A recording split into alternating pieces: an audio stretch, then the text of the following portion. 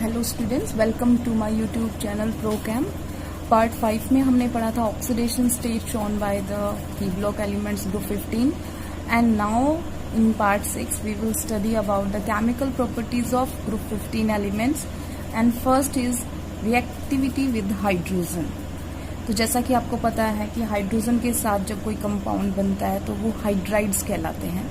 तो हम आज पढ़ेंगे ग्रुप 15 एलिमेंट्स के हाइड्राइड्स के बारे में। तो सबसे पहले हम देखते हैं कि किस टाइप के हाइड्राइड्स पॉसिबल होते हैं। तो सबसे पहले ग्रुप 15 जो हाइड्राइड्स बनाएगा उनको बोलते हैं हम ट्राई हाइड्राइड्स। ट्राई हाइड्राइड्स का मतलब 3 हाइड्रोजन, मतलब फॉर्मूला हम ये मान सकते हैं EH3। Try means 3, hydrides means hydrogen. तो जो E है वो स्टैंड्स फॉर व्हाट?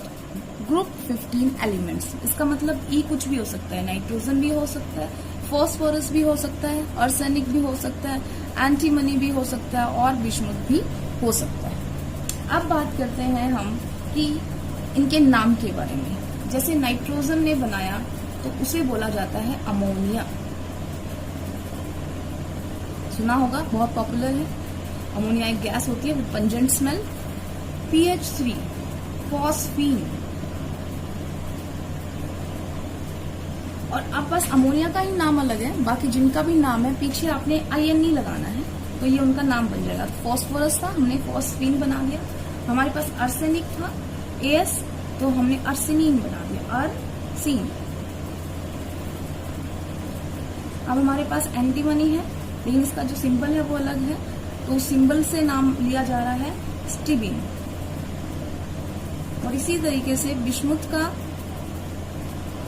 विषमुथीन, ठीक है ना। सिर्फ INE लगाना है आपने और कुछ नहीं करना। ये तो था नेमिंग इनका। अब बात करते हैं हम इनको कैसे प्रिपेयर करते हैं। प्रिपरेशन। तो फर्स्ट ऑफ ऑल आपके सिंपल तरीके हैं इसमें। आप किसी भी बाइनरी मेटल कंपाउंड का आप हाइड्रोलिसिस कर दिए, जो नाइट्राइड या फोस्फाइड या जिस टाइप के भी हो। हमने क्या करना है? हाइड्रोलिसिस करना है। हाइड्रोलिसिस क्या होता है? पानी के साथ आपने रिएक्शन करवा देनी है। तो फॉर एग्जाम्पल हमने ये लिया कंपाउंड Mg3N2, हमारे पास नाइट्राइड है, हमने हाइड्रोलिसिस करवा दिया तो ये बनेगा क्या? देखो, इसका H है और OH भी है, 2 पार्ट होते हैं। तो H तो इसके साथ चला जाएगा, NH3 बनाएगा, और OH इसके साथ आ जाएगा। तो ये क्या बनाएगा? मैग्नीशियम और OH मिलके क्या बना देंगे? मैग्नीशियम का हाइड्रोक्साइड, और यहाँ पे हमारा बन जाएगा अमोनिया। हम इसको बैलेंस करेंगे, तो बैलेंस करेंगे तो ये हो जाएगा 6, ये हो जाएगा यहाँ पर 2, और ये हो जाएगा हमारे यहाँ पे 3 मैग्नीशियम, 3 मैग्नीशियम, 2 नाइट्रोजन, 2 नाइट्रोजन, और ये बैलेंस हो गया। अब इसी तरीके से हम दूसरा कंपाउंड भी बना सकते हैं। कैसे बना सकते हैं? फॉर एग्जाम्पल हमने कैल्शियम 3P2 कैल्शियम फॉस्फाइड लिया है। कैल्शियम फॉस्फाइड का अगेन हम हाइड्रोलिसिस कर रहे हैं, सेम है, सेम रिएक्शन लिख देंगे हम। बस यहाँ पे जो बन जाएगा वो आपका कैल्शियम हाइड्रोक्साइड होगा। बाकी जो अमोनिया था उसकी जगह पे अब क्या बनेगा? क्योंकि यहाँ पर क्या था? फॉस्फोरस, तो यहाँ पे क्या निकलेगी? Phosphine. This is also a gas, phosphine gas. This is ammonia gas. जब हमने नाइट्राइड लिया तो अमोनिया गैस बन रही है, फॉस्फाइड लिया तो हमारी फॉस्फीन गैस बन रही है। इसका मतलब हम सिंपल कंपाउंड का हाइड्रोलिसिस करके हम नॉर्मल ये हाइड्राइड्स ले सकते हैं, बना सकते हैं। अब बात करते हैं हम इनकी स्ट्रक्चर की।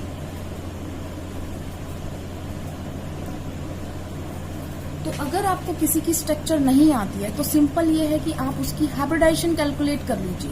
अगर आप हाइब्रिडाइजेशन कैलकुलेट कर लेंगे तो ऑटोमेटिकली आप उसका स्ट्रक्चर निकाल सकते हैं। फॉर एग्जांपल मान लो आपको अमोनिया की स्टेट नहीं पता, मान लिया तो हमारा जो तरीका है इसकी हाइब्रिडाइजेशन कैलकुलेट कैसे करेंगे? तो हमारा ये कहता है तरीका कि टोटल वैलेंस इलेक्ट्रॉन्स आप कैलकुलेट कीजिए, और उसको फिर अगर वो 1 से लेके 8 तक वैल्यू है तो आपने 2 से डिवाइड करना है, और जो क्वेश्चन आएगा और रिमाइंडर आएगा उनको जोड़ दो। और अगर 9 से 56 तक, मतलब 9 to 56 अगर है तो आपने उसको करना है 8 से डिवाइड। तो हम इसको पहले देख लेते हैं कौन से के अंदर आता है, फिर हम उसको सॉल्व करेंगे। Total number of valence electron निकालने। वैलेंस का मतलब होता है सिर्फ बाहरी शेल वाले इलेक्ट्रॉन। तो नाइट्रोजन का एटॉमिक नंबर होता है 7, तो इसमें हो गया 2 और 5, तो बाहर कितने इलेक्ट्रॉन हो गए 5। तो हमें सिर्फ वो 5 लिखने, हमने पूरे 7 नहीं लिखने। हाइड्रोजन में तो एक ही इलेक्ट्रॉन होता है, वो चाहे आप कैसा भी मान लो एक ही है, तो एक है तो कितने हाइड्रोजन है 3, तो that will be equal to 8। अब 8 के हमने कहा था कि अगर हमारा रूल ये कह रहा था कि अगर 1 से लेके 8 तक आपका वैलेंस इलेक्ट्रॉन का टोटल आता है, चाहे कुछ भी वैल्यू आए, मान लो x आई, उसको आपने 2 से डिवाइड करना है। 2 से डिवाइड करने के बाद या तो वो पूर्णतः विभाजित हो जाएगा, पूर्णतः डिवाइड हो जाएगा, और अगर नहीं रहता तो कोई शेष बच जाएगा। उन दोनों को जोड़ दोगे आप, कोई वैल्यू आएगा, कोई नंबर आएगी ना। तो पहले हम इसको करके देखते हैं। 8 आ गया हमारे पास, यहाँ तक पहुंच चुके हैं। अब 8 आया तो हमें कितने से डिवाइड करना पड़ेगा 2 से। 2 से डिवाइड ये पूरा तरीके से हो गया और हमारे पास 4 आ गया। अब ये 4 आ गया तो हमें क्या करना है, तो हम ये कह रहे हैं जब 2 हो तो आप लिखो sp, 3 हो तो आप लिखो sp2, 4 हो तो आप लिखो sp3, 5 हो तो आप लिखो sp3d, 6 हो तो आप लिखो sp3d2, और सो ऑन 7 होगा तो हम लिखेंगे sp3d3। हमारा तो कितना आया है, हमारा तो 4 आया है। हमें और आगे क्यों जाना है, हमारी हाइब्रिडाइजेशन यहाँ पे हमारी कैलकुलेट हो गई। कौन सी हाइब्रिडाइजेशन है, sp3। तो हमें एक चीज पता चल गई कि उसकी स्ट्रक्चर में जो हाइब्रिडाइजेशन है वो sp3 है। अब sp3 के हिसाब से तो क्या होनी चाहिए थी, ज्योमेट्री एंड शेप आर बहुत डिफरेंट। ज्योमेट्री ये होनी चाहिए थी, ये ज्योमेट्री है। ज्योमेट्री का मतलब होता है जब सब कुछ सारी चीजें बॉन्ड पेयर में हो, कोई लोन पेयर एग्जिस्ट ना करता हो, तो जैसा सोचा था वैसा मिलेगा। टेट्राहेड्रल सोचा है, टेट्राहेड्रल मिलेगा अगर 4 बॉन्ड बने तो। अब अमोनिया में कितने बॉन्ड बनेंगे, 3। इसका मतलब इसकी ज्योमेट्री टेट्राहेड्रल नहीं हो सकती, लेकिन फिर भी हम एक रफली डायग्राम तो बना ही सकते हैं। हमने ये डायग्राम बनाया। अगर मैं यहाँ पे बात करूँ तो टेट्राहेड्रल कुछ इस तरीके से होता है, नीचे ऐसे पिरामिड बनता है और एक यहाँ पर ऊपर होता है, तो यहाँ पर एक दूसरा, तीसरा और चौथा, ऐसा पिरामिड, नीचे पिरामिड और ऊपर एक लगा हुआ है, तो इसको बोलते हैं हम टेट्राहेड्रल स्ट्रक्चर। और जो ये हमने एंगल बनाया है, ये जो एंगल होगा इनके बीच का या इनके बीच का या इनके बीच का या इस वाले से ऊपर का, इन सब का एंगल कितना होता है 109 डिग्री 28 मिनट। तो अब जो ये एंगल है जो हम कह रहे हैं, क्या ये उतना ही रहेगा, नहीं रहेगा। क्यों, क्योंकि अमोनिया में सिर्फ कितने बॉन्ड बन रहे हैं 3, तो 3 बॉन्ड बना देती हूँ मैं, ये बना दिया, ये बना दिया।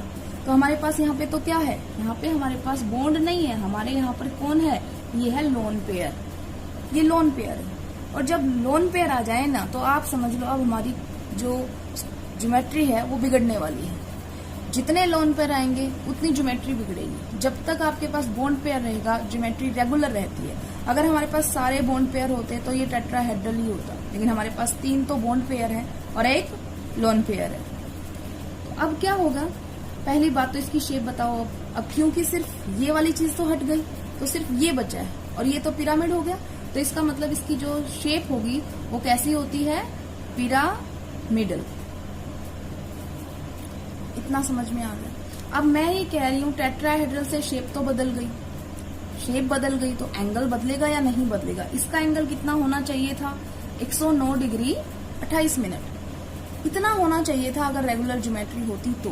लेकिन यहाँ पे रेगुलर नहीं है, लोन पेयर है, और आपको पता है कि लोन पेयर का जो इलेक्ट्रॉन क्लाउड होता है वो ज्यादा बड़ा होता है as comparison to bond pair के, तो ये इसको रिपेल करेगा, ये इसको रिपेल करेगा। अब एंगल जो होना चाहिए था 109, क्योंकि ये ऊपर से रिपेल कर रहा है तो ये घट के 109 डिग्री 28 मिनट से कितने पे पहुंच चुका है 107.8 डिग्री पे।